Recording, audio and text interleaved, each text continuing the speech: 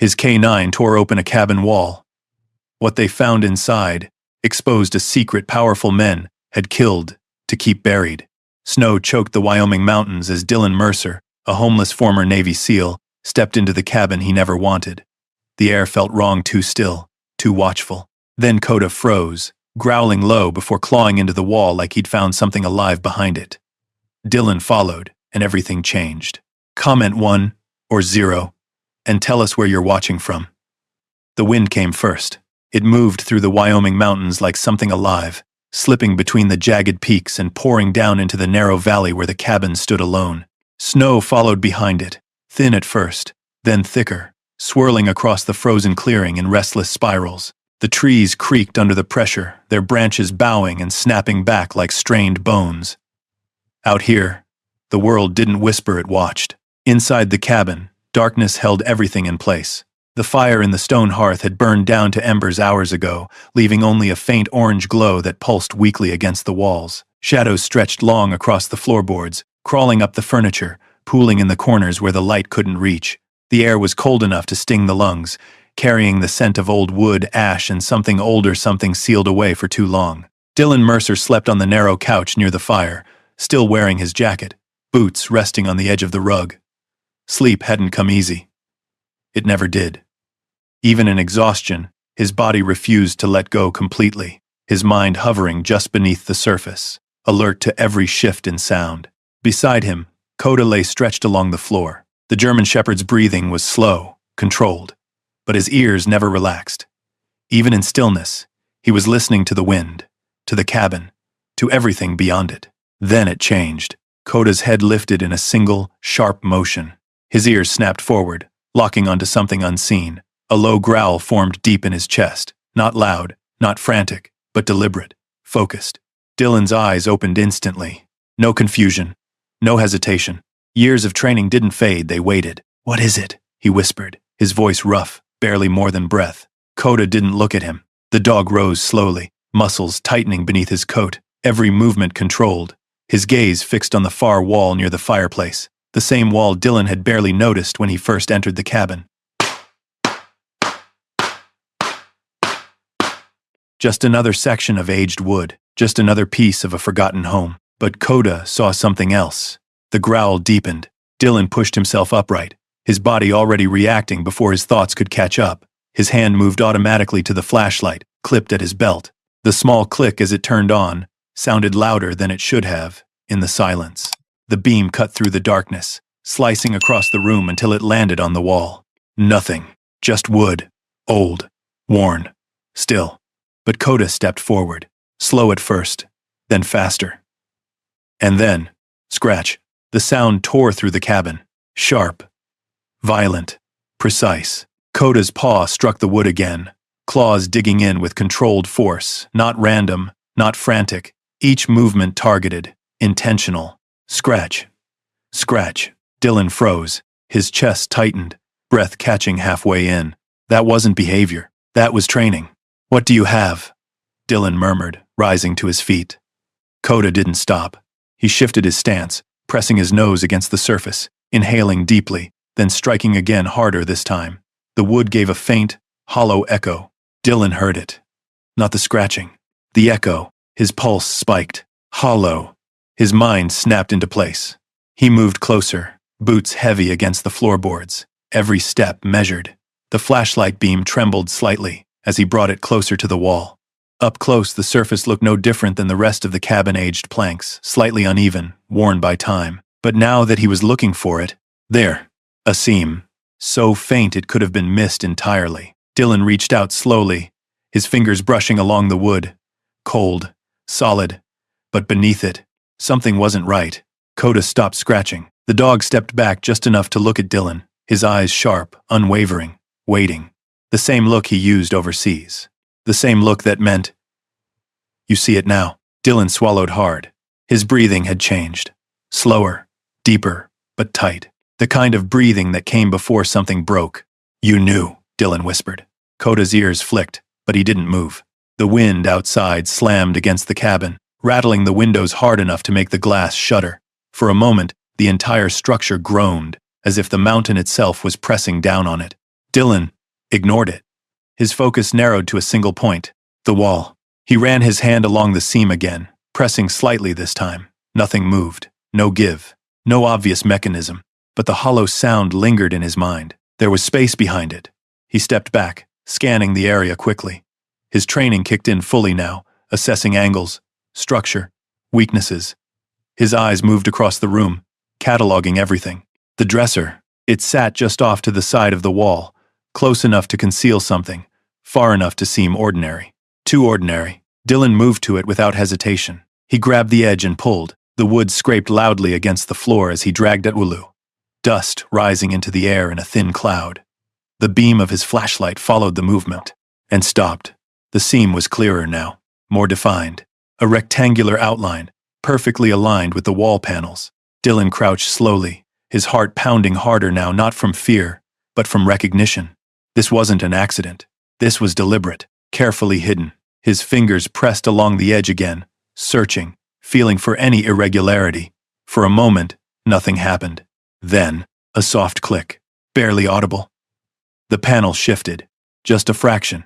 Dylan froze, every muscle in his body locked in place. Coda leaned forward slightly, a low rumble building again in his chest. The air in the room felt different now, heavier, like something long buried had just taken its first breath. Dylan stared at the panel.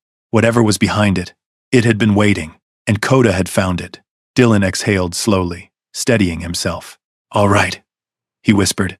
The word hung in the cold air. His hand tightened on the edge of the panel, and then he pulled. The wooden panel gave way with a dry, splintering sound, shifting inward just enough to reveal darkness behind it.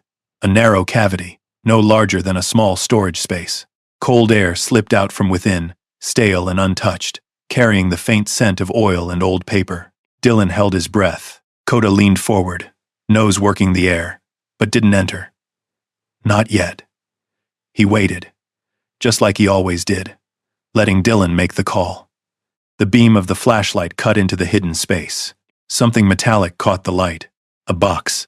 Small, rusted, wrapped in what looked like old canvas. Dylan reached in slowly, every movement controlled, his instincts guiding him like they had in places far worse than this. His fingers brushed the surface of the object. Cold, solid, real. He pulled it out and set it on the table. For a long moment, he just stared at it. Then, the sound of a truck passing on a distant road snapped him back. No, not a truck. A memory. The cabin faded. The mountains vanished. And suddenly, heat, dust, gunfire cracking through the air, a voice shouting his name, the smell of burned metal, the weight of someone collapsing beside him. Dylan jerked back, blinking hard, his breath coming fast and shallow. "Easy, easy," he muttered to himself, pressing a hand against the table to steady it. Coda was already there. The dog pressed close, his shoulder against Dylan's leg, grounding him. Solid, present, real.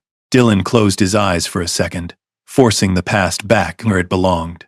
When he opened them again, the cabin returned. The box was still there, waiting. He exhaled slowly. "Not tonight," he said quietly. The words surprised even him, but he meant them. Whatever was inside that box had waited this long.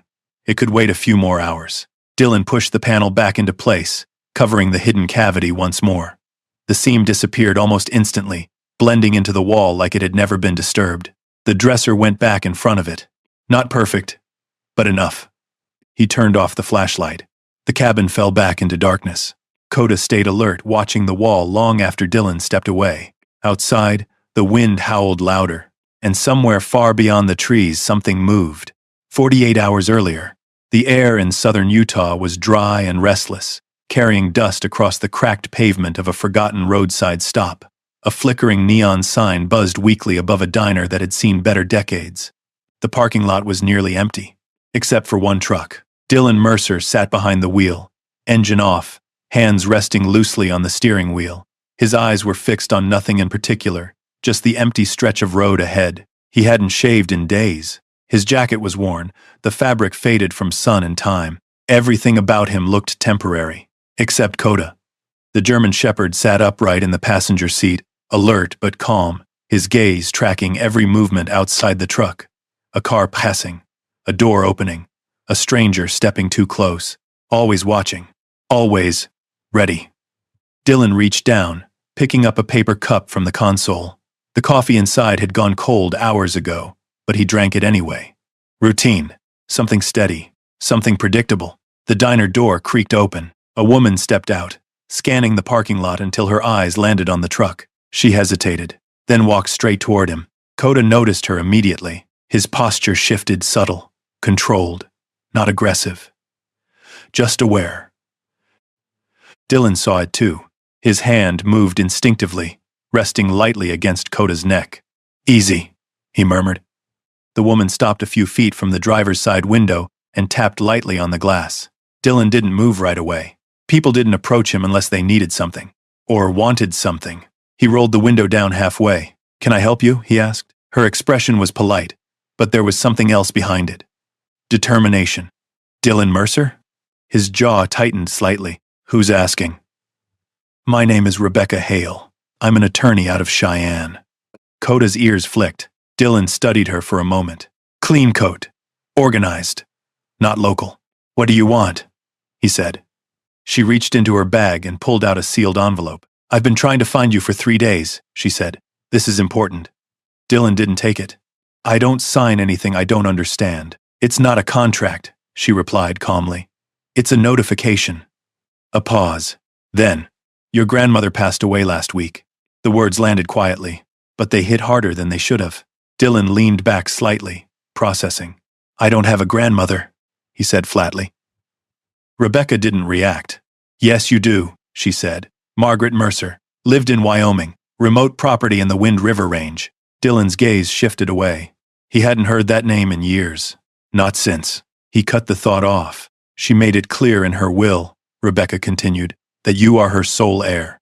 That got his attention. Dylan looked back at her. "Her what?" "The property," she said. "A mountain house. Land included." Dylan let out a quiet breath. "A house." He almost laughed. "I think you've got the wrong guy," he said. "I don't do houses." Rebecca stepped closer, lowering her voice slightly. "You're listed by name. There's no mistake." She held the envelope out again. This time, Dylan took it. The paper felt heavier than it should have. Obligation always did. Coda leaned in slightly, sniffing the edge of it. Dylan noticed. He always noticed. "What's in there?" he asked. "Details," Rebecca said. "Location. Legal transfer. Access instructions." Dylan turned the envelope over in his hands. For a long moment, he said nothing. The wind picked up, carrying dust across the lot. "You don't have to take it," Rebecca added. "But if you don't, it'll sit there. Empty." Empty. Dylan glanced at his truck, at the worn seats, at the life he was barely holding together, then back at the envelope. "What kind of place is it?" he asked. Rebecca hesitated. "Remote," she said. "Very remote." He nodded slowly. That sounded about right. Dylan tore the envelope open. Inside were papers, maps, a key taped to the corner. Coordinates. Wyoming. He stared at them for a long moment, then folded everything carefully and set it on the dashboard. Rebecca watched him. "Are you going to go?" she asked. Dylan didn't answer right away. Instead, he reached over and scratched behind Coda's ear. The dog leaned into the touch, grounding him, anchoring him. Finally. "Yeah," Dylan said quietly. He looked back at the road. "I guess I am." Coda let out a soft breath, settling back into his seat. As if he already knew, Dylan kept both hands on the wheel, but for a long moment, he didn't start the engine. The envelope from Rebecca Hale sat open on the dashboard, its papers spread beneath the dusty windshield like a map to a life he had never planned to return to. Coordinates, a legal address, a brass key taped to the corner of one page, and one name written in careful ink. Margaret Mercer, his grandmother, the woman he barely remembered. Outside the truck, the Utah wind dragged dust across the parking lot in long, pale ribbons. The diner's neon sign buzzed and flickered behind him. Somewhere inside, plates clattered, coffee poured. Strangers laughed at things Dylan would never hear. It all felt distant, separated from him by glass and years. He looked at Coda.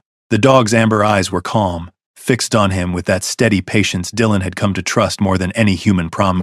"You think this is a bad idea?" Dylan asked quietly. Coda blinked once. Dylan almost smiled. "Yeah," he murmured. "Me too." Then he turned the key. The old truck coughed, shuddered, and came alive. By sunrise, they were headed north. The highway stretched ahead in a silver line, cutting through open country where the desert met the sky without apology. Dry hills rolled past the windows.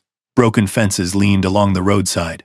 Windmills turned slowly over fields that looked abandoned by both rain and time. Dylan drove in silence. He had learned long ago that silence could be either shelter or threat.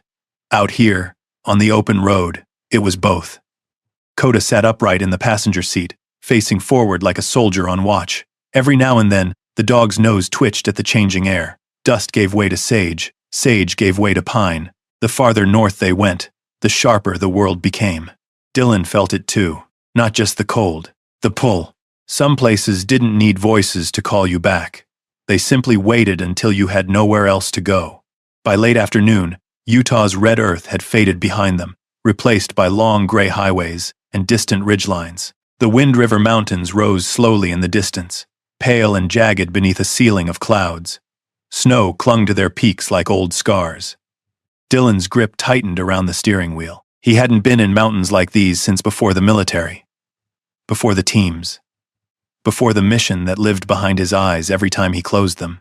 He could still remember his grandmother's voice, though barely. Soft, firm, calling him Little Wolf because he used to wander too far from the porch when he was a boy. Then his father stopped taking him there. Then the family stopped saying her name. Then the years did what years do. They buried things. Coda shifted suddenly. Dylan glanced over. The dog's ears had gone forward. What is it? Coda stared through the windshield, body still. Ahead, a narrow sign leaned crookedly beside the road. Welcome to Pine Hollow. Pop. 813. The town appeared a mile later, tucked between forested slopes and a frozen creek that ran beside the road. It looked like the kind of place people passed through only if they were lost or born there. A few storefronts lined the main street, a diner, a bait shop, a hardware store, a post office with faded paint, and an American flag snapping hard in the wind. Dylan slowed the truck. Eyes followed him immediately. A man shoveling snow from the sidewalk paused mid-motion. Two women near the post office stopped talking. A teenager sitting on the tailgate of an old pickup looked up, then quickly looked away. Dylan had been watched before. In villages overseas, at checkpoints, in places where a stranger's arrival could mean trouble. This was different. This felt personal. He pulled into a small gas station at the edge of town. The building was old, its windows cloudy with frost, its roof patched in 3 different colors of tin. A bell over the pump hose clanked softly in the wind. As Dylan stepped out, cold air bit into his face. Coda climbed down after him, landing lightly in the snow. He didn't bark, he didn't growl, but his body held a tight stillness that Dylan knew well. Stay close, Dylan said. Coda did. Dylan began pumping gas. Across the lot, 3 men stood near the garage bay, their conversation dying the moment they saw him. One of them was older, maybe 70, with oil-darkened hands and a wool cap pulled low over his forehead.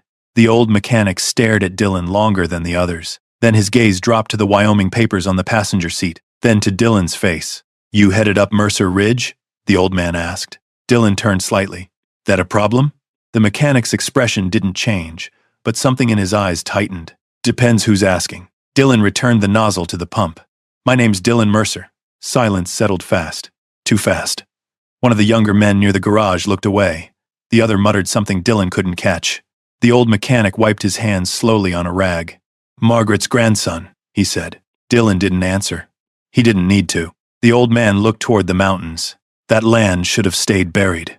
Coda's ears flicked. Dylan took 1 step closer. What does that mean? The mechanic shook his head, but it wasn't dismissal. It was fear, dressed up as refusal. Means you ought to buy what you need, and keep driving. I'm not passing through. No, the old man said quietly. I suppose you're not. The gas station door opened behind them, and a woman carrying a paper bag stepped out. She saw Dylan, stopped, then quickly lowered her eyes and hurried to her car. Dylan watched her go. What happened up there? He asked. The mechanic's jaw worked like he was chewing words he didn't want to release. Before he could answer, Coda stiffened. Dylan felt it before he turned. The dog's body angled toward the road, head low, ears locked forward. A black SUV sat across the street near the hardware store. Engine running. Windows dark. It hadn't been there when Dylan pulled in. Dylan's face remained calm, but his mind sharpened. Distance, angle, Line of sight, driver unknown. The SUV didn't move. Neither did Coda. The mechanic noticed it too. His voice dropped. "You didn't hear this from me," he said, barely above the wind. But folks who asked questions about Margaret usually stopped asking. Dylan looked back at him. Who made them stop?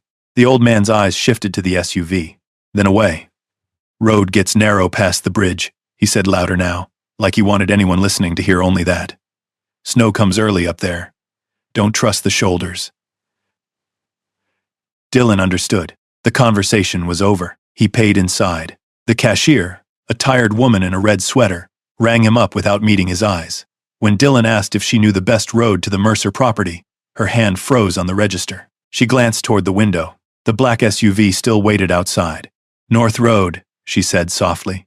"Past the covered bridge, but I'd go before dark." "Why?" She finally looked at him. For one brief second, there was pity in her face. "Because the mountain gets quiet after dark." Dylan took the receipt. "Quiet doesn't bother me." The woman's mouth tightened. "It should." Outside, Coda was still watching the SUV. Dylan loaded supplies into the truck. Water, canned food, batteries, a small bag of dog food, and a roll of heavy tape. Practical things. Necessary things. Things a man bought when he didn't know what he was walking into, but intended to walk in anyway. As he opened the driver's door, the black SUV pulled away from the curb. Slowly. No signal. No hurry. It rolled past the gas station, dark windows reflecting the gray sky. Dylan caught only the faint outline of someone behind the wheel. Coda growled. Low. Deep. The SUV continued toward the northern road, then disappeared around a bend.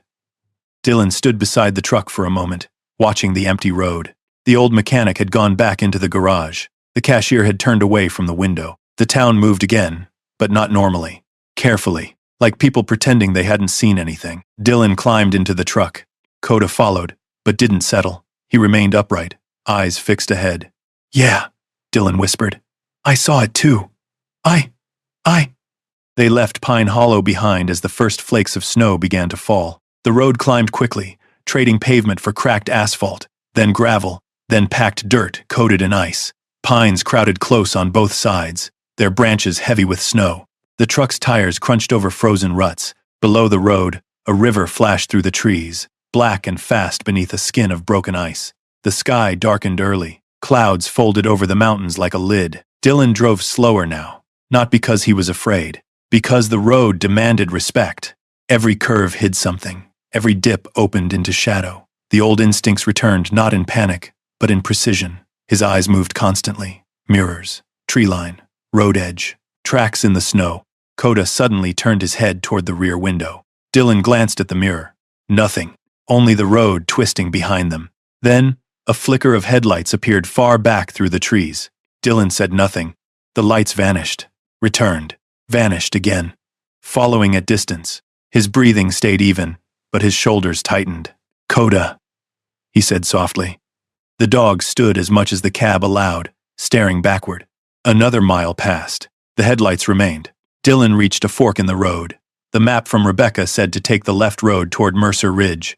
He slowed, then turned right instead, onto a narrower logging road. The truck following him continued for 3 seconds too long, then stopped. Dylan watched in the mirror. The headlights idled at the fork, then reversed, disappeared. Coda kept staring. Dylan turned the truck around carefully and returned to the correct road. His jaw had gone tight. "Not lost," he murmured, watching. The road narrowed again past the covered bridge the old mechanic had mentioned. The bridge was wooden, aged dark by weather, its roof sagging under snow. Boards groaned under the truck as they crossed. Beneath them, the river moved cold and loud, striking stones hidden in the dark. Halfway across, Dylan saw something carved into one of the interior beams. A single word. Mercer. Not old, not fresh, just visible enough. He drove on without stopping, but Coda saw it too. The dog let out a quiet whine. On the other side of the bridge, the trees opened briefly, revealing the mountain ahead. Mercer Ridge rose like a wall, its slopes buried in pine and shadow. Somewhere up there was the house. His grandmother's house. His inheritance. His warning. The last light faded as they climbed. Snow thickened. The truck's headlights carved 2 pale tunnels through the storm. Then, at the edge of the beam, a shape appeared on the road. Dylan braked. Coda barked once. A deer stood motionless in the middle of the track, its body thin, steam rising from its nostrils. For a moment, it stared at them with wide black eyes. Then it bolted into the trees. Dylan let out the breath he'd been holding, but Coda didn't relax. He was looking past where the deer had stood, at the snow. Tracks crossed the road there, not animal tracks. Boot prints. Fresh. Dylan leaned forward, eyes narrowing. Someone had stood in the road before they arrived. Watching. Waiting. He didn't get out. Not in the dark. Not with an unknown observer in the trees. He eased the truck forward. Coda stayed rigid, his gaze fixed on the forest edge until the tracks vanished behind them. For the first time since leaving Utah, Dylan felt something stronger than reluctance. Not fear. Not yet. Recognition. The kind that settled deep in the bones. This road remembered his family. And whatever waited at the top of the mountain had already noticed he was coming. The final turn appeared just before night swallowed the ridge completely. A rusted metal gate stood open beside a weathered wooden sign half covered in snow. Mercer property. Private road. Dylan stopped the truck. The gate swung slowly in the wind. Open. As if someone had been expecting him. Coda's growl filled the cab. Dylan stared through the windshield at the narrow road beyond, disappearing into black pine and falling snow. Then he put the truck in gear. "All right," he whispered. "Let's meet the past." The truck rolled forward through the open gate. Behind them, the wind pushed it slowly closed. And the sound of metal striking metal echoed through the trees like a lock sealing shut. Dylan didn't look back. He kept his eyes forward, hands steady on the wheel as the truck crawled up the narrow private road. Snow thickened around them, swallowing the tire tracks almost as soon as they were made. The trees pressed in tighter here, tall pines bending under the weight of winter, their branches scraping faintly along the sides of the truck. Coda didn't sit. He stood braced against the passenger door, eyes fixed ahead, ears forward, every muscle coiled. The dog's posture had shifted completely now from alert to operational, the same way he used to stand before breaching a door. Dylan noticed. "Yeah," he muttered. "I feel it too." The road curved sharply, climbing higher along the ridge. Below them, darkness swallowed the valley. Above, the sky had turned into a solid sheet of gray, pressing low over the mountain. Then the trees opened. The cabin stood at the center of a small clearing, surrounded by snow and silence. Dylan eased off the gas. For a moment he just stared. It wasn't what he expected. The structure was old, yes, but not abandoned. The logs were dark and weathered, but intact. The roof sagged slightly under the snow, yet held firm. A stone chimney rose along one side, cutting a hard line against the sky. A wooden porch wrapped around the front, its railing worn smooth by time. But it was the stillness that struck him. No broken windows, no collapsed walls, no signs of decay beyond age. It looked preserved, as if someone had left and planned to come back. Dylan killed the engine. The sudden silence rang louder than the wind. For a few seconds, neither of them moved. Then Coda jumped down first. The dog landed without a sound, paws sinking lightly into the snow. He didn't run. He didn't explore. He circled, wide, slow, methodical. Dylan stepped out after him, pulling his jacket tighter as the cold hit his face. His breath fogged instantly, drifting upward before disappearing into the gray air. Coda swept the perimeter of the clearing, nose low, tracing invisible lines through the snow. His tail remained level, not relaxed, not aggressive. Assessing. Dylan watched him work. It had been years since they'd done this outside a mission zone, and yet, nothing about it felt unfamiliar. He moved toward the porch, boots crunching against the frozen ground. The steps creaked as he climbed them, each sound sharp in the quiet. The front door stood before him, closed. A thin line of frost clung to its edges. Dylan reached into his pocket and pulled out the brass key Rebecca had given him. It felt heavier now than it had in Utah. He hesitated, just for a second. Then he slid the key into the lock. It turned, easily, too easily. The door opened with a slow, hollow creak. Cold air drifted out to meet him. Old air. Untouched. Dylan stepped inside. The beam of his flashlight swept across the room. A table near the window, a rocking chair by the fireplace, a coat hanging on a wooden hook beside the door. Everything was covered in a thin layer of dust, but nothing was disturbed. Not knocked over, not broken, not scattered. It was as if time had stopped the moment his grandmother left. Coda entered silently behind him. The dog's behavior changed immediately. No longer scanning the outside. Now he was scanning the inside. Room by room, corner by corner. Dylan moved slowly, following the beam of light. The fireplace was cold. Ash settled neatly in the basin. A stack of firewood sat beside it, untouched. A mug rested on the table, its rim stained faintly from long-dried coffee. He stepped deeper into the room. The floor creaked beneath his weight. The sound echoed. Too loud, too hollow. Dylan stopped. The feeling came back. Not fear, something older. The same pressure he used to feel in the desert, moments before something went wrong. The same silence. The same waiting. Coda paused near the hallway. He didn't move forward. He didn't retreat. He simply stood there, staring down the narrow passage as if something might step out at any moment. "What is it?" Dylan asked quietly. Coda didn't respond. He took one slow step forward, then another. Dylan followed. The hallway led to a small bedroom on the right and a kitchen area on the left. Everything was arranged neatly, too neatly. A bed made tight, a folded blanket, a pair of old boots placed carefully near the wall. No signs of struggle, no signs of departure, just absence. Dylan stepped into the bedroom.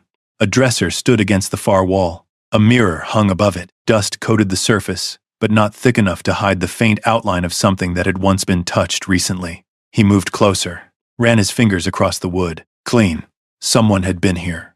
Not long ago. Coda let out a low growl behind him. Dylan turned. The dog was staring back toward the main room. Not the hallway. Not the bedroom. The wall near the fireplace. The same wall. Dylan felt his chest tighten. "You're still on that," he said quietly. Coda didn't move. Dylan stepped back into the main room, his boots echoing across the floorboards. The wall stood exactly as it had before. Plain. Still. Silent. But now he knew better.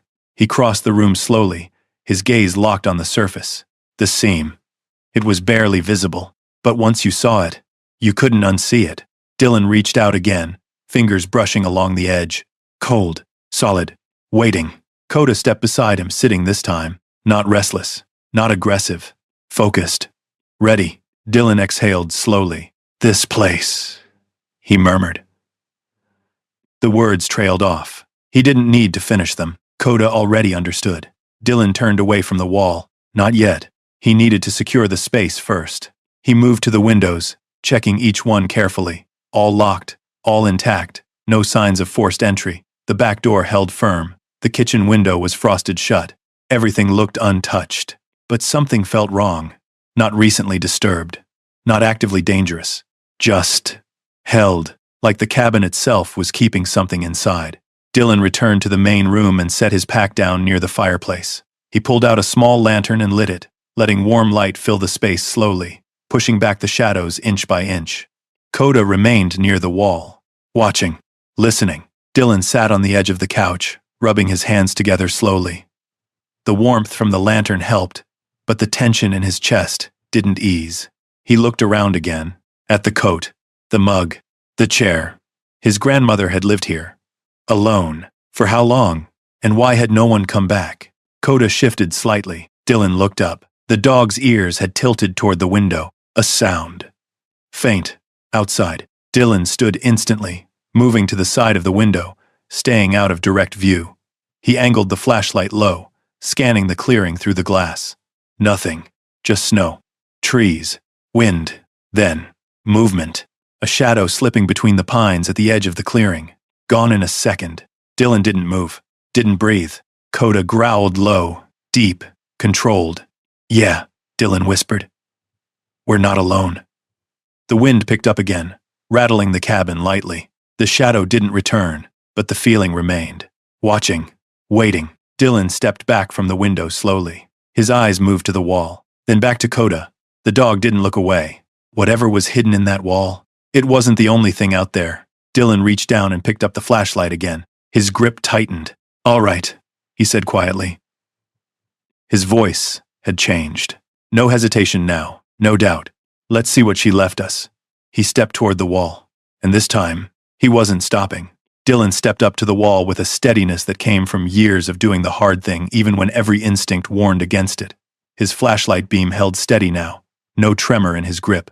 The seam was there, faint but undeniable, running vertical between two aged boards just to the right of the fireplace. Coda stood beside him, head low, eyes locked. Waiting. Dylan slid his fingers along the wood again, slower this time, feeling for any give, any imperfection. The cabin seemed to hold its breath with him. Even the wind outside softened, as if the mountain itself leaned in to listen. There, a slight shift beneath his fingertips, a pressure point. Dylan pressed. A quiet click answered him. The panel loosened. He leaned his shoulder into it and pulled. The wood gave way, revealing the narrow cavity once more. Darkness inside, still air, the same faint scent of oil and age. Coda stepped forward immediately, nose pushing into the opening, inhaling deeply. His tail stiffened, then lowered slightly, not alarmed, but certain. Dylan reached in and pulled the box back out. It landed heavier on the table than before, the dull thud echoing across the room. He unwrapped the old canvas carefully, revealing rusted metal beneath edges worn, corners dented, but still intact. The latch resisted at first, then gave. The lid creaked open. Inside, paper, stacks of it, carefully folded, bound with twine that had darkened with time. Photographs lay on top, black and white, their edges curled and fragile. Beneath them, newspaper clippings, handwritten notes, and something else, thin envelopes, sealed with yellowed adhesive. Dylan didn't touch anything right away. He just looked. His pulse slowed, not from calm, from focus. He picked up the top photograph. It showed the cabin, years ago. The trees were smaller, the porch looked newer, and standing in front of it, a woman, older, but strong in her posture. Margaret Mercer, his grandmother. Beside her stood a man Dylan didn't recognize, tall, clean-cut, wearing a coat too fine for this kind of place. His smile looked right, but something in his eyes didn't match it. Dylan turned the photo over. A name was written in ink. Wade Brannon. Dylan's jaw tightened slightly. He set the photo down and reached for one of the newspaper clippings. The headline was bold. The ink faded but still readable. Local woman accused in relief fund misuse. Below it, Margaret Mercer. Dylan read further. Accusations, missing funds, questions about land ownership, a suggestion that she had taken advantage of a disaster to gain property. His eyes moved faster now. Another clipping. Mercer under investigation. Another. Community demands answers. The narrative was clear. Too clear. Dylan leaned back slightly, exhaling through his nose. This doesn't fit, he muttered. Coda let out a soft whine. Dylan glanced at him. You see it too, don't you? The dog's ears flicked. Dylan picked up a second photograph. This one showed a group of people standing near what looked like a construction site. Mud, debris, broken structures behind them. Flood damage, maybe. Disaster aftermath. Margaret stood at the edge of the frame, not smiling, watching. Near the center stood the same man, Wade Brannon. This time, he was shaking hands with someone Dylan couldn't see clearly. But the posture, the angle, the body language, ownership, control. Dylan flipped the photo over. Nothing written. He set it down carefully. Relief funds, he murmured. Land deals. He reached for the handwritten notes next. The paper was thicker, older, the ink slightly smeared in places. Margaret's handwriting, strong, precise. The first line read, "They're not telling the truth." Dylan's chest tightened slightly. He read on. The funds were never meant to rebuild. They were meant to relocate. But relocation turned into acquisition. People signed what they didn't understand. They trusted the wrong men. Dylan swallowed. Another page. Brannon controls the board now. No one questions him. Not openly. Another. If something happens to me, the records must stay hidden. Dylan froze. Coda stepped closer, pressing against his leg. The room felt smaller now. The walls closer. The air heavier. Dylan flipped through more pages. Dates. Names. Amounts. References to land parcels. Signatures. This wasn't just suspicion. This was documentation. Careful. Detailed. Deliberate. Dylan leaned back in the chair slowly. His grandmother hadn't been hiding money. She had been tracking it. Coda let out a low growl. Dylan looked up. The dog was staring at the front door. Ears forward. Body tense. Dylan's hand moved instinctively to the flashlight again. "Did you hear something?" he asked quietly.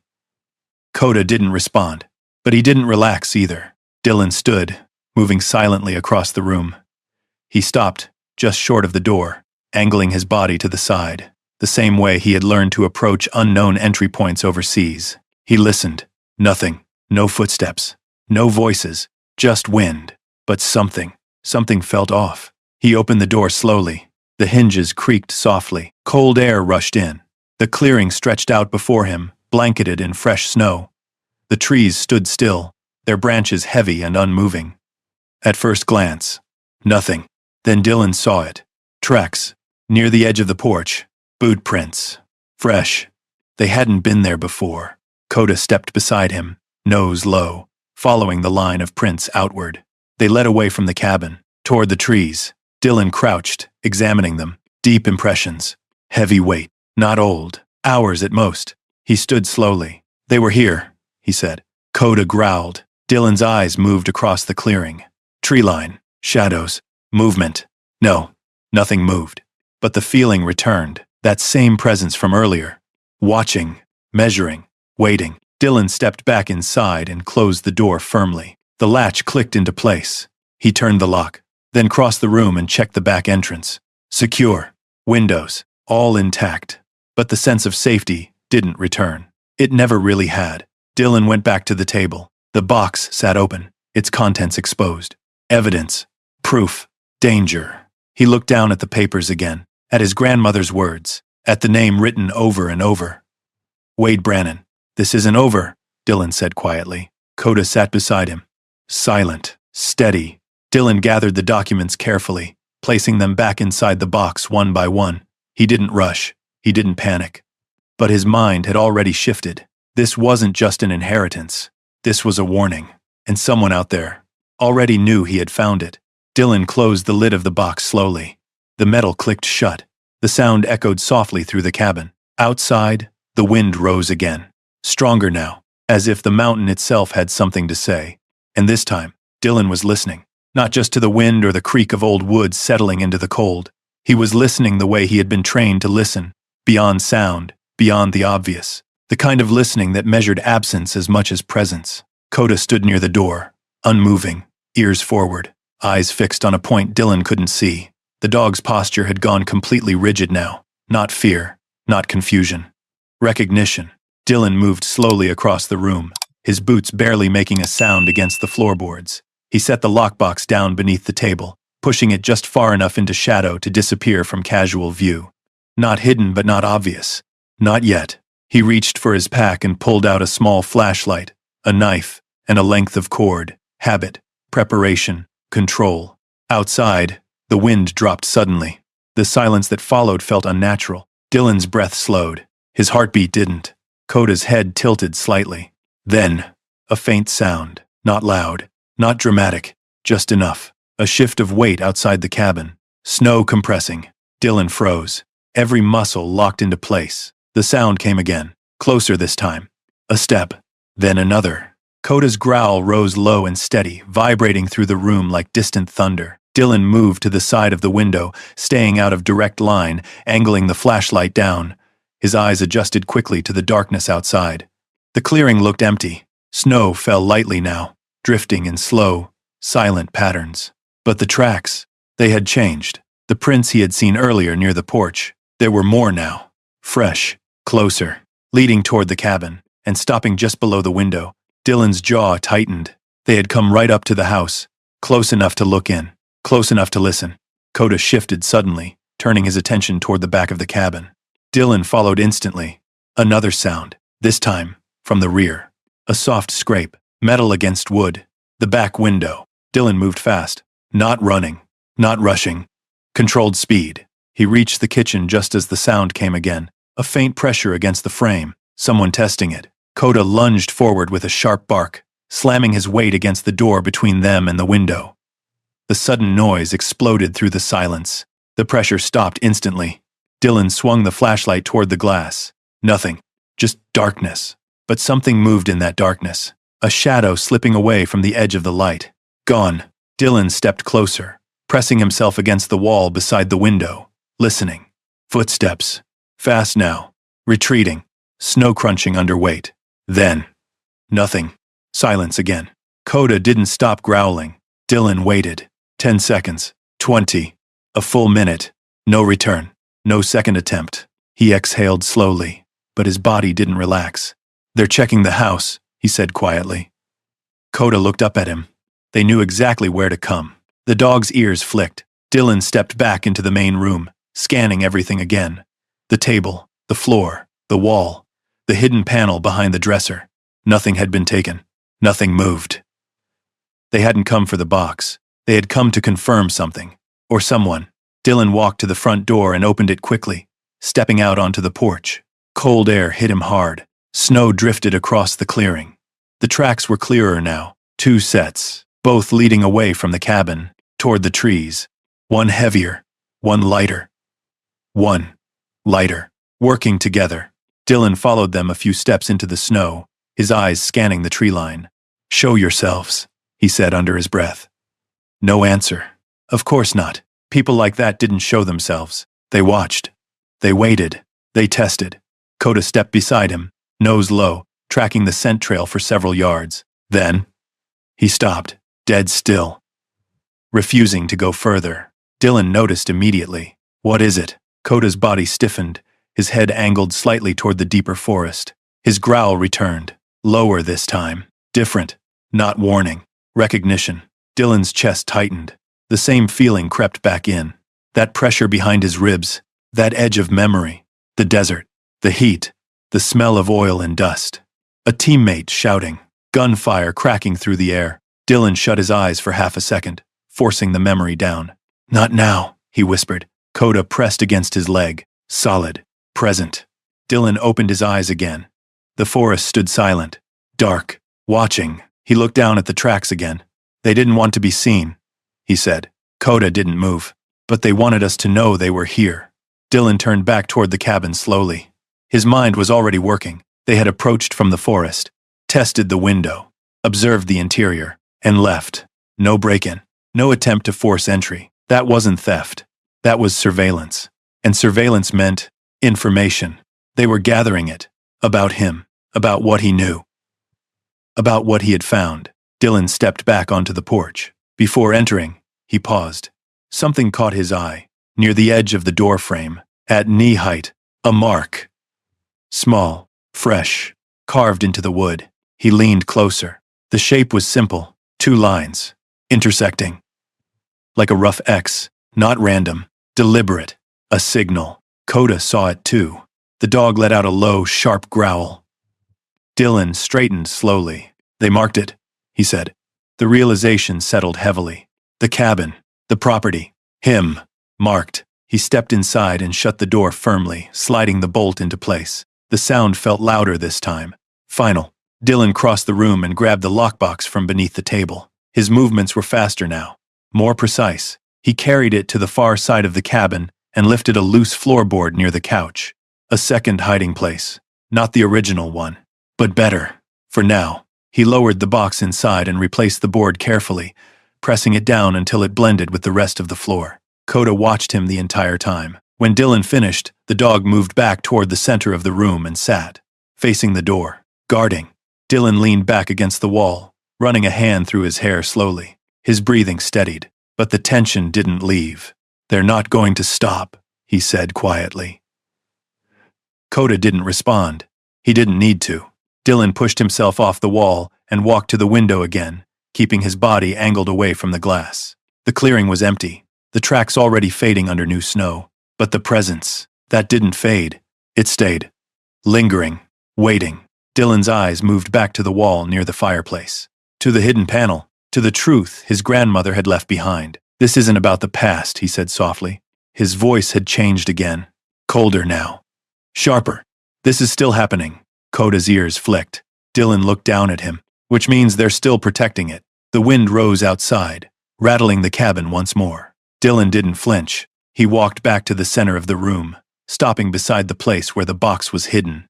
His posture straightened, his shoulders settled, not retreating, not hesitating, deciding. "We don't leave," he said. Coda stood. One step forward, ready. Dylan nodded once. "Good," he murmured. Because deep down, he knew the truth now. This wasn't just his grandmother's secret anymore, and whoever had come to the cabin tonight had just made it his fight. The words settled into Dylan's chest with a weight he recognized. Not anger, not fear. Purpose. The kind that didn't ask permission. Coda stepped closer, pressing against his leg for just a second before moving away again, resuming his position near the center of the room, watching, listening. The cabin had changed. It wasn't just a place anymore. It was a perimeter. Dylan moved with quiet efficiency. He checked the doors again, the windows, the corners of the room. Not because he expected something new, but because routine brought control. Control kept the past where it belonged. The lantern flickered softly, casting long shadows across the walls. Outside, the wind eased, leaving behind a silence that felt even heavier than before. Too quiet. Dylan returned to the floorboard and lifted it again, retrieving the lockbox. This time, he carried it to the table without hesitation. "If they're watching," he muttered, "we don't get the luxury of waiting." Coda stood beside him. "Ready." Dylan opened the box again, pushing aside the photographs and clippings until he reached the bottom layer. There, a smaller bundle, wrapped tighter, protected. He untied the twine slowly, revealing a set of folded papers beneath. But before he could unfold them, Coda reacted. Not a growl, not a bark, something sharper. His entire body snapped forward, muscles locking, ears pinned toward the far corner of the room. The corner near the hallway. Dylan froze. "Coda?" The dog didn't respond. He moved, fast, crossing the room in 3 silent steps before stopping near the wall just beyond the bedroom doorway. His nose pressed low against the floor, then lifted, drawing in the air. Then, he let out a sharp, aggressive bark. Not warning. Engagement. Dylan's heart slammed once in his chest. "What is it?" he demanded, already moving.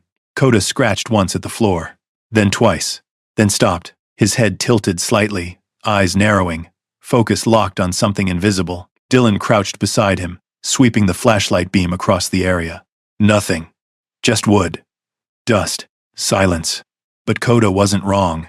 He was never wrong. Dylan leaned closer, lowering his hand to the floor. The boards were solid, but there, a scent. Faint. Almost gone. But real. His breath caught. Oil. Not the kind used in kitchens or tools. Cleaner. Sharper. Military grade. The memory hit him like a punch. Heat. Sand. A rifle chamber clicking into place. The smell of that exact oil rising from a weapon in his hands. Dylan jerked back slightly, his vision tightening for a split second as the cabin dissolved into something else. Gunfire. A body falling beside him, a voice shouting over the chaos. "Mercer! Move!" His pulse surged. Too fast. Too loud. The past pushed in hard, trying to take over. Coda stepped in immediately. The dog pressed against Dylan's chest, breaking the line of sight, grounding him with physical force. Not gentle. Intentional. Dylan blinked hard, dragging himself back into the present. The cabin snapped into place around him. Cold. Still. Real. "I'm good," he said under his breath. Coda didn't move. Not until Dylan's breathing slowed. Not until the tension eased. Then, the dog stepped back and returned his focus to the spot on the floor. Dylan followed his gaze. "This scent," Dylan whispered. "That's not local." Coda let out a low growl. Dylan's jaw tightened. "That's not from someone who lives out here." He scanned the room again, slower this time, more deliberate. Every angle, every shadow, every inch of space. And then, it clicked. They didn't just come tonight. Coda's ears flicked. Dylan nodded once, the realization settling in. They've been here before. The scent wasn't fresh. It wasn't from the footprints outside. It was older, embedded, left behind. Dylan stood slowly, turning back toward the table. They knew about the house. He looked down at the open lockbox. They knew where to look. Coda stepped beside him again, his posture shifting slightly, not just alert now, but engaged. Dylan picked up one of the papers from the bundle he had just opened. This time, he unfolded it. A map, old, hand-drawn, the property outlined in ink, the cabin marked at the center. But there was more. A second marking, behind the structure, near the tree line, a symbol, simple, circular, with a line through it. Dylan frowned. That wasn't in the clippings. He turned the page over. More handwriting. Margaret's. "If anything happens, it cannot stay in the house." Dylan's chest tightened. "What didn't stay?" he murmured. Coda moved again, back toward the hallway, but not the same spot as before. Further, toward the back exit. Dylan followed. The dog stopped at the rear wall, nose low, tracing something along the baseboard. Then, he barked. Once. Sharp. Precise. Dylan crouched again, examining the wood carefully. There were marks. Faint. Scratches. older than the others. Not made by Coda, made by something else. Or someone else. Dylan ran his fingers along the edge. The wood felt different here. Not hollow, like the panel in the main room, but not solid either. Reinforced, covered, deliberately concealed. He leaned back slightly, his mind racing. A second hiding place, he said. Coda didn't react, but he didn't move either. Dylan looked back toward the door, then the windows, then the forest beyond. Whoever had come tonight, they hadn't found this. Not yet, but they were close. Too close. Dylan stood slowly. "We're running out of time," he said. The words came out colder now, clearer, more focused. Coda stepped back beside him. "Ready." Dylan folded the map carefully and tucked it into his jacket. Then he closed the lockbox and secured it again beneath the floorboard. Temporary. Everything was temporary now. He moved back to the center of the room, his eyes scanning the space one last time. The cabin didn't feel the same anymore. Not just watched. Compromised. Dylan exhaled slowly. "They followed us here," he said. Coda's ears flicked, and they brought something with them. The scent still lingered faintly in the air. That oil. That memory. That connection. Dylan's gaze hardened. "This isn't just about my grandmother," he said. His voice was steady. "Certain. This ties back to something else." Coda stepped closer, pressing lightly against his leg. Dylan looked down at him. "You felt it too," he said. The dog didn't answer. But he didn't need to. Dylan nodded once, then turned toward the door. "Tomorrow," he said quietly. "We go deeper." Outside, the wind returned, brushing through the trees in long, low waves. Inside, the cabin held its silence. But something had shifted. The past wasn't buried anymore. It was moving.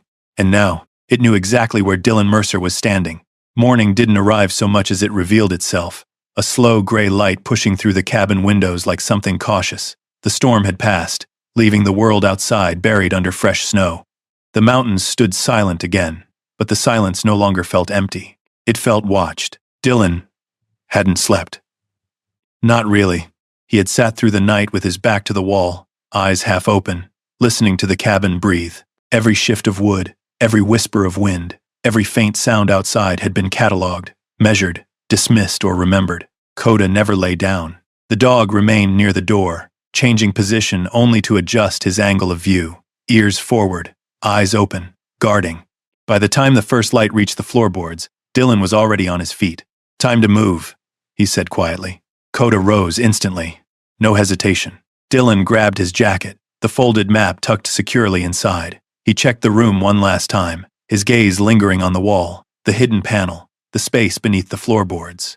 Then he turned away. The door opened with a soft creak. Cold air rushed in, sharp and clean. Outside, the clearing looked untouched. Perfect. Except it wasn't. Dylan stepped down from the porch, his boots sinking into the fresh layer of snow. He paused just long enough to scan the tree line, his eyes narrowing slightly as he measured distances, angles, shadows. Nothing moved. But the tracks from the night before were gone, covered, erased. Deliberately or naturally, he couldn't tell. Coda stepped ahead, nose low, already working. "Show me," Dylan said. The dog didn't look back. He moved around the cabin, circling once, then twice, retracing the perimeter with precise, practiced movements. When he reached the rear of the structure, his pace slowed, then stopped. Dylan joined him. The woodshed leaned just beyond the back wall, its roof sagging slightly under the snow. It looked forgotten, neglected, unimportant. Coda didn't think so. The dog stood at the edge of the shed, staring at the ground. Then he began to dig, not frantic, not random, focused. Dylan crouched beside him, brushing away snow with his gloved hands. Beneath the surface, the ground felt different. Hard. Unnatural. His fingers struck metal. Dylan froze. "What is this?" he murmured. Coda barked once. Sharp. Certain. Dylan cleared more snow, revealing the outline of a circular steel hatch embedded in the ground. Rusted, but intact. Heavy. Designed to last. His pulse slowed. Not from calm. From realization. "This is it," he said. Coda stepped back slightly, giving him space. Dylan gripped the edge of the hatch and pulled. At first, it didn't move. Then, with a deep groan, the metal lifted. Cold air rushed out from below, thick with the smell of earth, paper, and time. A ladder descended into darkness. Dylan clicked on his flashlight and aimed it downward. Wooden rungs. A small chamber. Hidden. Protected. Forgotten. Or meant to be. He looked at Coda. Stay close. The dog didn't hesitate. Dylan climbed down slowly, testing each step before shifting his weight. The ladder creaked, but held. The air grew colder as he descended, heavier, untouched for decades. When his boots hit the ground, he swept the flashlight across the room. Shelves, metal, old but carefully organized. Boxes stacked with precision, folders labeled in fading ink. And along the far wall, a corkboard covered in photographs. Dylan stepped forward. His breath caught. The photos showed the town. Pine Hollow, years ago. Flood damage, collapsed homes, families standing in mud and ruin. And in the center of several images, Wade Brannon, younger, confident, shaking hands, pointing, directing. Dylan turned to the shelves. He opened the nearest box. Inside were ledgers, detailed, precise, names, dates, amounts, land transfers, property acquisitions. Every entry told the same story. People lost everything, and someone took advantage. Dylan flipped through the pages quickly now, his eyes scanning for patterns. They were there, clear, repeated, systematic. This wasn't an accident, he said under his breath. Coda let out a low growl behind him. Dylan nodded.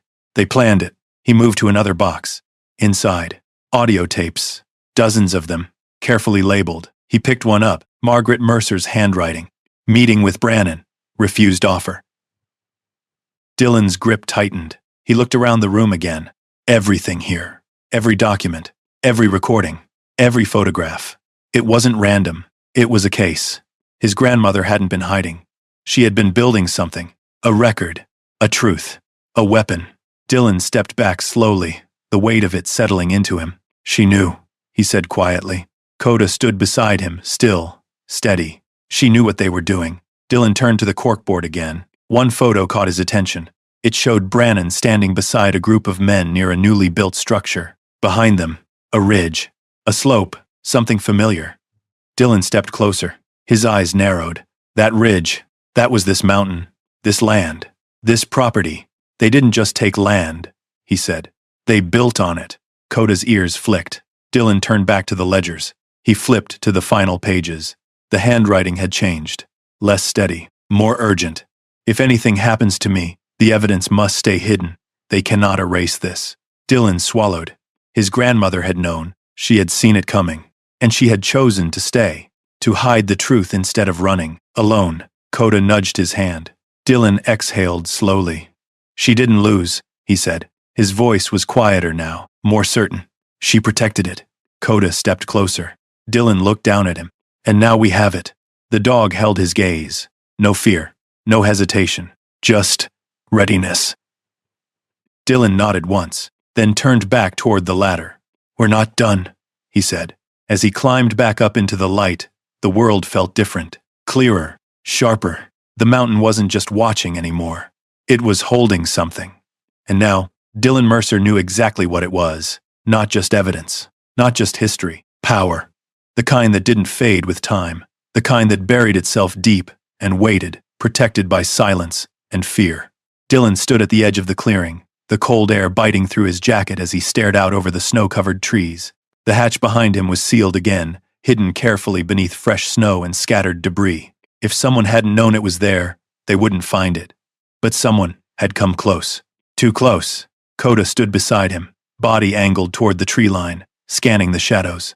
The dog's posture hadn't softened since they came back up from the bunker.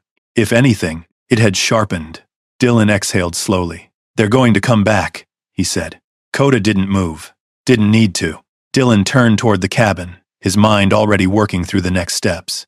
The documents were real. The recordings were real. And if even half of what he'd seen was true, Wade Brannon wasn't just a name in old clippings. He was still part of something active, something protected.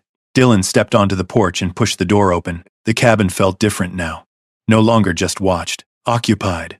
Not by people, but by truth. He crossed to the table and pulled the lockbox out once more, this time removing a handful of the most critical documents, maps, ledger copies, a single tape, enough to prove something if he needed to. The rest stayed hidden, for now. Coda's head snapped toward the road. Dylan froze. A sound. Low. Distant. An engine. He stepped back toward the door slowly, moving to the side, before opening it just enough to see out.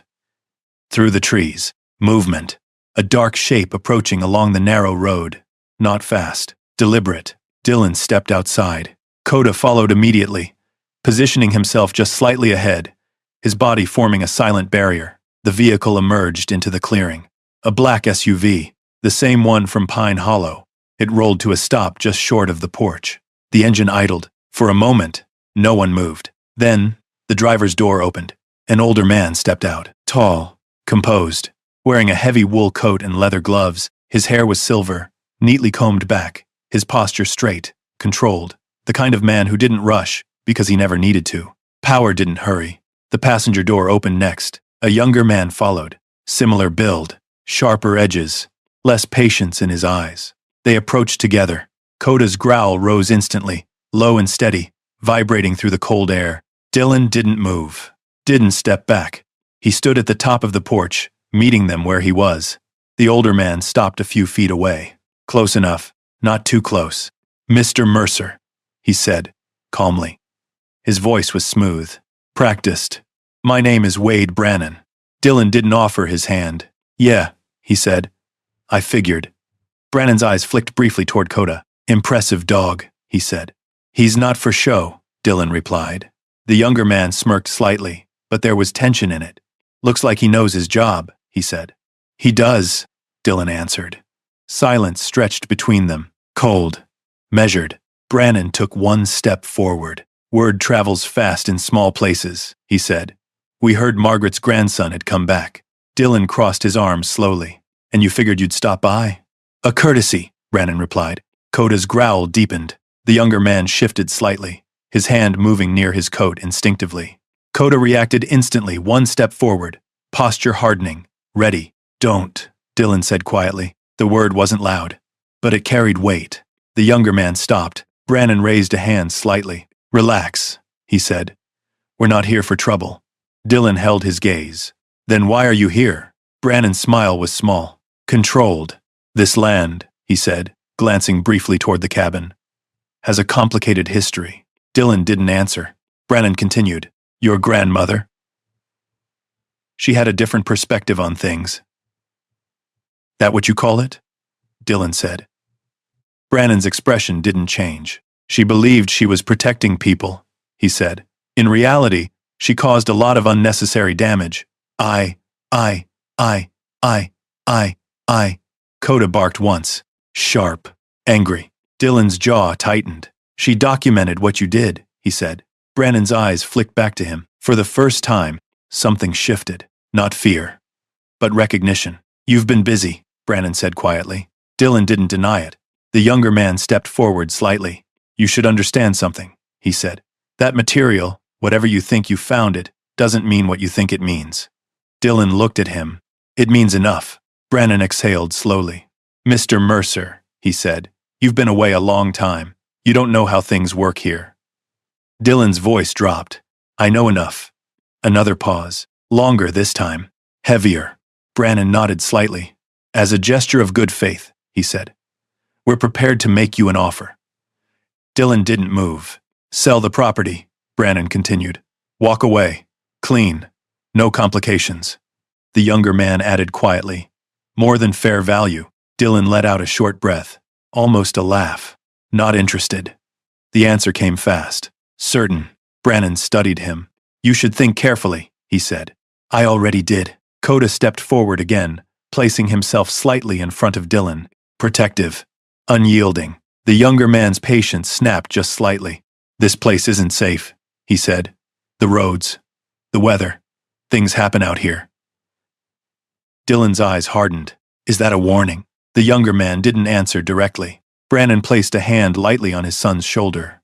"That's enough," he said. Then he looked back at Dylan. "You're making this harder than it needs to be." Dylan didn't blink. "No," he said. "You are." The wind picked up, swirling snow across the clearing between them. For a moment, no one spoke. Then Brannon nodded once. A decision made. "Very well," he said. "We've said what we came to say." He turned toward the SUV. The younger man lingered a second longer, his eyes locked on Dylan, then on Coda. Then he turned and followed. The doors closed. The engine revved. The SUV backed slowly, then turned, disappearing down the narrow road the way it had come. Coda didn't stop watching until the sound was completely gone. Then, silence returned. Dylan stood still for a long moment, his breath steady, his posture unchanged. "They know," he said quietly. Coda stepped back beside him. "They know what's here." The dog's ears flicked. Dylan looked toward the trees, then back at the cabin, then down at the ground beneath his feet. The bunker, the evidence, the truth. He nodded once. "They're not going to let it go." Coda let out a low breath. Dylan turned and walked back inside. The door closed behind him with a firm, final sound. The cabin didn't feel quiet anymore. It felt like the center of something, a line that had been crossed. Dylan moved to the table and set the documents down carefully. His movements were slower now, more deliberate, not reactive, strategic. "They made their move," he said. Coda lay down near the door, but didn't relax. Dylan looked at him. "Now we make ours." Outside, the wind carried through the mountains again. But this time, it didn't sound like a warning. It sounded like something waking up. Morning in Pine Hollow carried a different kind of weight now. The snow along Main Street had been cleared into uneven banks, leaving narrow paths between the buildings. Pickup trucks lined the curb. People moved slower than usual, bundled in coats, their voices quieter, their eyes sharper. Dylan parked at the far end of the street. Coda sat beside him, alert, watching everything. "You ready?" Dylan asked. Coda's ears flicked forward. That was enough. The community hall stood at the center of town, a low brick building with a banner stretched across the front. Remembrance Day, in honor of those lost. The doors were already open. People filed in slowly, families, older residents, a few younger faces that didn't fully understand what the day meant. The air carried the scent of coffee, damp wool, and something heavier memory. Dylan stepped out of the truck. Conversations slowed. Heads turned. Recognition moved through the crowd like a ripple. The Mercer name hadn't been spoken openly in years, but it hadn't been forgotten. Coda stayed close at his side as they walked toward the entrance. Some people stepped aside. Some didn't. But no one stopped him. Inside, the hall was filled with folding chairs arranged in rows. At the front stood a simple podium, flanked by photographs, old images of the town after the disaster. Flooded streets, broken homes, people standing in silence, staring at what they had lost. Dylan paused near the back. Coda sat beside him, watching, waiting. The room filled quickly. Then, a shift. The murmurs quieted. Wade Brannon entered. He walked with the same calm authority Dylan had seen at the cabin, his son Lucas just behind him. People nodded as he passed, some respectfully, some reluctantly. He took his place at the front, the man who had shaped the town, the man who had controlled its story. Brannon stepped up to the podium and adjusted the microphone. "Thank you all for coming," he began. His voice carried easily, steady, confident. "Today we remember a difficult chapter in our town's history, a time of loss, of rebuilding, of strength." Dylan watched him, measured him. The words were practiced, refined over years. A story repeated enough times to become truth, at least to those who never questioned it. "We came together," Brannon continued, "and we moved forward. That's what defines Pine Hollow." Coda's ears twitched. Dylan's hand rested lightly on the dog's back. "Today," Brannon said, "we honor those who were lost and those who helped us rebuild." Dylan stepped forward, one step, then another. The sound of his boots against the floor cut through the room. Heads turned again. This time, fully. Dylan didn't stop until he reached the front row. Brannon's voice faltered for just a second, then recovered. "I'd like to add something," Dylan said. His voice wasn't loud, but it didn't need to be. The room went still. Brannon looked at him, not surprised, but not pleased. "This is a scheduled," Lucas started. "The truth doesn't need a schedule," Dylan said calmly. Coda stood. The movement alone drew attention. Not aggressive, but undeniable. Brannon's expression shifted, just slightly. "Mr. Mercer," he said, "this isn't the place. It's exactly the place." Dylan stepped closer to the podium. The tension in the room tightened. Some people leaned forward, others shifted uncomfortably. Everyone was listening. Dylan reached into his jacket and pulled out the folded documents. Then the tape. He placed them on the podium, carefully, deliberately. "This town remembers the disaster," he said. "But it doesn't remember what happened after." Murmurs spread. Brannon's jaw tightened. "These are records," Dylan continued. "Land transfers, relief funds, agreements made when people had nothing left." Lucas stepped forward again. "That's enough. Let him speak," someone called from the back. Another voice followed. "Yeah, let him talk." The shift was subtle, but real. Dylan opened one of the ledgers. "Families lost their homes," he said. "And then they lost their land. Signed over, under pressure, for a fraction of what it was worth." He held up a page. Names, addresses, signatures. The room leaned in. "Those properties didn't disappear," Dylan said. "They were acquired." He turned slightly, looked directly at Brannon, by the same people who were supposed to help. Silence hit hard, heavy, unavoidable. Brannon's face remained composed, but the calm had cracks now. "These accusations," he began. Dylan pressed play. The tape hissed softly. Then, a voice, younger, but unmistakable. "Wade Brannon, you walk away, Margaret. That's the only option. Nobody needs to know how this works." The room froze. "You keep your head down," the voice continued, "and everyone moves on." Gasps rippled through the crowd. Someone dropped a cup. It shattered against the floor. Coda's growl rumbled low. Dylan let the tape run. The words filled the room. Clear. Undeniable. Brannon's grip tightened on the podium. "That's taken out of context," he said. But the authority in his voice was gone. Dylan didn't raise his own. He didn't need to. "She documented everything," he said. "Not to destroy the town, but to protect it." He placed the final paper on the podium. His grandmother's handwriting. "If anything happens, the truth must survive." Dylan looked out at the crowd. "These people trusted you," he said, "and you took everything they had left." The room erupted, not in chaos. In realization. Voices rose. Questions. Anger. Confusion breaking into clarity. Lucas stepped toward his father.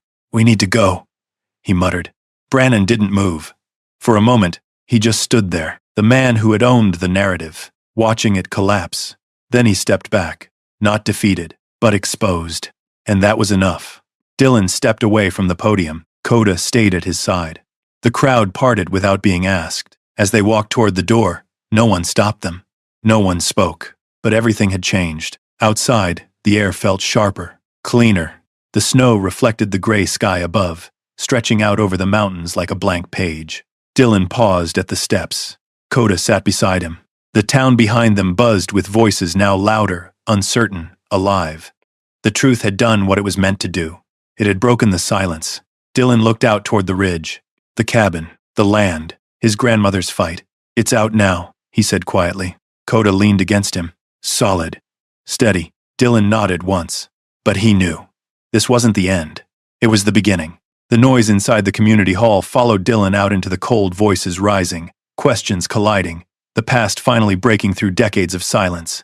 But out here, the mountain didn't echo with it. The wind carried the sound away, leaving only a low murmur behind. Dylan stood at the base of the steps, his breath steady, his posture still. Coda leaned lightly against his leg, grounding him, holding him in place. For the first time since arriving in Pine Hollow, Dylan didn't feel like he was being watched. He felt empty. Not hollow, just spent. He looked down at his hands. They were still steady, but the tension that had carried him through the confrontation was gone, leaving something quieter in its place. Coda nudged him. Dylan glanced down. The dog's eyes were calm now. No threat, no urgency, just presence. "Yeah," Dylan murmured. "We're not done yet." They walked back to the truck in silence. The town behind them was no longer quiet. Doors opened. People gathered in small clusters, voices rising as the truth spread faster than it could be contained. Faces that had once avoided his now looked directly at him, some with gratitude, some with disbelief, some with something deeper. Regret. Dylan didn't stop, didn't engage. Not yet. The road back to the cabin was slower. Not because of the weather, because of the weight. The mountains felt different now. Not hostile. Not welcoming. Just honest. Coda rested his head near the window, watching the tree line pass by. His posture had softened, but not completely. A soldier doesn't forget the mission, just because the first objective is complete. Neither did Dylan. By the time they reached the gate, the light had already begun to fade. The sky stretched out in muted shades of gray and pale blue, the last of the day slipping quietly behind the ridge. Dylan parked near the cabin and shut off the engine. For a moment, he didn't move. Then, he stepped out. The clearing was still, untouched. No tracks, no signs of anyone returning. The mountain had settled again. Coda walked beside him as they approached the porch. No tension, no growl, just awareness. Inside, the cabin felt warmer. Not physically. Something else. Dylan closed the door behind them and moved directly to the table. The documents he had taken were gone, left behind at the hall. But the rest, still here, still protected. He crossed to the floorboard and lifted it, retrieving the lockbox one last time. This time he didn't rush. He carried it to the table and sat down slowly. Coda lay beside him, his head resting across his paws, watching without pressure. Dylan opened the box. The papers inside looked the same, but they didn't feel the same. He reached for a smaller bundle near the bottom. One he hadn't opened before. The paper was thinner, more fragile, personal. He unfolded it carefully. The handwriting was familiar, but different, less precise, more human. A letter, not addressed, not sealed, just written. Dylan began to read. If you are reading this, it means I was right to keep it hidden. His chest tightened slightly. He continued. I know what they will say about me. I know what they already believe. But the truth does not survive by being loud. It survives by being protected. Dylan swallowed. The cabin grew quieter. I did not leave because I was afraid. I left because I understood what they would do to anyone who stood beside me. His hand tightened on the paper. Your father tried to stand with me. The words hit harder than anything before. Dylan's breath slowed. He kept reading. They warned him. Not with words, with actions. I saw it before he did. I saw how far they were willing to go. A memory flickered at the edge of Dylan's mind. His father, quiet, distant, always watching something that wasn't there. I made a choice, one I knew he would never understand. I let them believe I was guilty. I let the town turn against me, because if they believed I had already lost everything, they would stop looking for more. Dylan closed his eyes for a second. The weight of it pressed down on him. She hadn't run. She had stepped aside, deliberately, so the damage would stop with her. I protected what mattered. Not my name, not my place here, but my family. The word lingered. Family. Dylan's jaw tightened. Coda shifted slightly beside him, sensing the change. Dylan reached down, resting a hand on the dog's neck. Solid, present. I do not know if you will ever come back, but if you do, I hope you understand that silence is not always surrender. Sometimes it is the only way to keep something alive long enough for the truth to find its moment. Dylan let out a slow breath. The letter trembled slightly in his hand. That moment had come. Not because she had forced it, but because she had waited. He finished the final line. If you are standing here now, then I was not alone. Dylan lowered the paper slowly. The cabin felt different again. Not heavy, not tense. Still, respectful. He looked at the wall, the hidden panel, the place where it had all started, then at the floor, the bunker beneath, the evidence she had protected. For years, alone. Coda lifted his head, watching him. Dylan nodded once. She didn't lose, he said quietly. His voice was steady, clear. She held it together. Coda stood and stepped closer, pressing lightly against him. Dylan placed the letter back into the box carefully, folding it the way he had found it, not hiding it, honoring it. He closed the lid slowly. The metal clicked into place. This time, the sound didn't echo. It settled. Dylan leaned back in the chair, his eyes moving slowly across the room. The coat on the hook, the chair by the fire, the life she had lived here. Not as an exile, but as a guardian. He exhaled slowly. The anger that had driven him earlier had changed. Not gone, but transformed. Into something quieter, something deeper. Purpose. Coda lay down beside him again. This time, relaxed. Dylan rested his hand on the table, fingers brushing lightly against the surface. We finished it, he murmured. But even as he said it, he knew that wasn't entirely true. The truth had been revealed. But what came next would matter just as much. Outside, the wind moved gently through the trees. Not harsh, not cold, just present. For the first time since arriving on the mountain, it didn't feel like a warning. It felt like something had finally been heard. Spring came slowly to Mercer Ridge. Snow didn't vanish all at once. It loosened its grip in stages. The hard white edges softened, sank, and pulled back into the earth. Patches of dark soil appeared beneath the trees. Meltwater traced quiet paths down the slope, gathering into thin streams that whispered across stone. The cabin stood through it all, unchanged, but not the same. Dylan stepped out onto the porch one morning as the sun broke clean over the ridge for the first time in weeks. Light moved across the clearing in long golden lines, touching the wood, the ground, the trees, as if testing whether the place would accept it. Coda trotted ahead into the grass where snow had finally cleared, his paws silent on the damp earth. He paused, lifted his head, and breathed in deeply. No tension, no warning, just air. Dylan leaned against the railing, one hand resting on the worn wood his grandmother had touched for years. "They're not coming back," he said quietly. Coda glanced over, then continued forward, circling the clearing with a calm, measured pace. It had been weeks since the confrontation in Pine Hollow. Weeks since the truth had broken open, and things had changed. Not overnight, but steadily. State investigators had arrived within days, moving through the town with quiet authority. Records had been taken, statements gathered, old land agreements pulled into light that hadn't touched them in decades. Wade Brannon hadn't returned to the cabin. Neither had his son. The SUV was gone. The presence that once pressed against the edges of the property had faded, not erased, but no longer in control. Dylan stepped off the porch and walked toward the woodshed, where the hatch remained hidden beneath a careful cover of leaves and soil. He didn't open it. He didn't need to. What was buried there had already done its job. Coda returned to his side, brushing lightly against his leg, before sitting. Dylan looked down at him. "You've been busy," he said. Coda's tail moved once, slow and steady. The dog had changed too, not in what he was, but in how he carried it. The tension that had once driven every movement had softened. The sharp edge of constant alertness had eased into something quieter. Watchful, but at peace. Dylan nodded. "Yeah," he murmured. "Me too." He turned back toward the cabin. The front door stood open now. Not abandoned, inviting. Inside, the space had shifted. The dust was gone. The furniture had been cleaned, repaired where it needed it. The old table remained in its place, but now it held something new. Papers organized neatly, notebooks, a small radio, a kettle warming slowly over the fire. Life, not preserved, living. Footsteps approached from the path leading down the ridge. Dylan glanced up. A small group made their way toward the clearing. 2 men carrying lumber, a woman with a box of supplies, another man dragging what looked like a rolled-up carpet behind him. They weren't strangers anymore. The town had begun to come up the mountain. Not all at once, not easily, but one by one. Curiosity at first, then something else. Repair. Acknowledgement. The woman reached the edge of the clearing and waved. "Morning, Dylan," she called. He nodded. "Morning." They moved naturally now, without hesitation, crossing onto the property as if it had always been open to them. Coda stood, watching them approach. No growl, no warning, just attention. The men set the lumber down near the side of the cabin. "Figured we'd fix that back wall," one of them said. "Looks like it took a hit from the weather."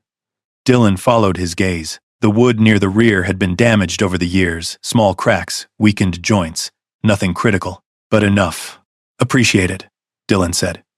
The man nodded. "Least we can do." The words carried more than they said. Dylan understood. The woman stepped forward, holding out the box. "Some supplies," she said. "Coffee, canned goods, a few things you might need." Dylan hesitated for a second, then took it. "Thank you." She smiled. Not forced, not careful, just real. Coda moved closer, sniffing the edge of the box before stepping back, satisfied. The group got to work quickly, moving around the cabin with quiet purpose. Tools came out, boards were measured, nails driven. The sound of rebuilding echoed through the clearing, not loud, not chaotic, steady, intentional. Dylan stepped back toward the porch, watching them. For years, this place had stood apart, isolated. Now, it was being brought back, not as it had been, but as something new. Coda settled beside him again, lowering himself onto the wood, his head resting between his paws. Dylan looked down. "You did good," he said quietly. The dog's ears flicked. Dylan reached down, scratching behind them gently. "Couldn't have done it without you." Coda leaned into the touch. The afternoon passed with quiet movement. Repairs were made. The clearing filled with voices, not loud, not overwhelming, but present. Children came later, following their parents. their laughter cutting through the mountain air in a way that felt unfamiliar at first, then natural. Coda moved among them carefully, measured, allowing the attention, accepting it, but always aware, always watching.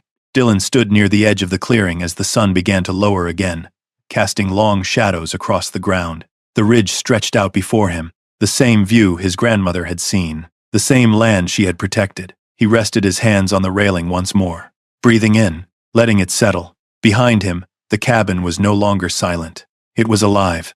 Voices, movement, purpose. Dylan exhaled slowly. "We're home," he said. The words didn't feel strange. They didn't feel forced. They felt right. Coda stood beside him, pressing gently against his leg. The mountain didn't answer. It didn't need to. For the first time in a long time, there was nothing left waiting in the shadows. Only what came next. If you believe standing your ground still matters, type yes in the comments, or drop a 1 if you would have done the same. And if stories like this mean something to you, go ahead and subscribe. We've got more real ones coming your way.